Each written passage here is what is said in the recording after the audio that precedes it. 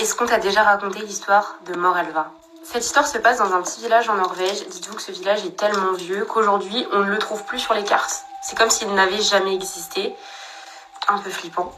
Et dans ce village, il y a une histoire qui raconte que dans la forêt, près de la rivière, il y a la maison d'une femme avec des longs cheveux noirs, une femme assez forte, avec un visage de cire dont on a l'impression qu'il fond constamment. Cette femme, vous l'avez compris, c'est Morelva. Un jour, un groupe d'adolescents persuadés que cette femme existe décide de se rendre près de sa maison pour la prendre en photo et montrer à l'ensemble du village que ce n'est pas qu'une légende et que cette femme existe bien. Le groupe d'adolescents parcourt la forêt, ils tombent sur la maison de Morelva, juste à côté d'un petit ruisseau d'eau, et dès qu'ils s'approchent du ruisseau, ils entendent une voix, la voix d'une femme qui rigole.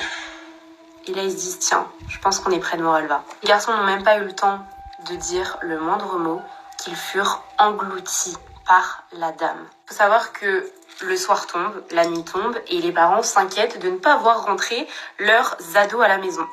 Ils décident de parcourir la forêt et ils tombent sur la caméra qu'avaient pris les 4 ados pour filmer Morelva et prouver son existence. Quand les parents ouvrent la caméra, ils tombent sur cette photo, le visage de Morelva, juste avant d'engloutir les 4 ados. Ça fait froid dans le dos. Aujourd'hui, la légende raconte que toutes les personnes qui ont regardé pendant plus de 3 secondes la photo de Morelva la verront le prochain soir de pleine lune. Parce que oui, je vous l'ai pas dit, mais Morelva ne sort que les soirs de pleine lune. Enfin bref, un conseil, le prochain soir de pleine lune, ne sors pas seul parce que, à tes risques et périls, là, moi je veux pas me retrouver face à cette dame.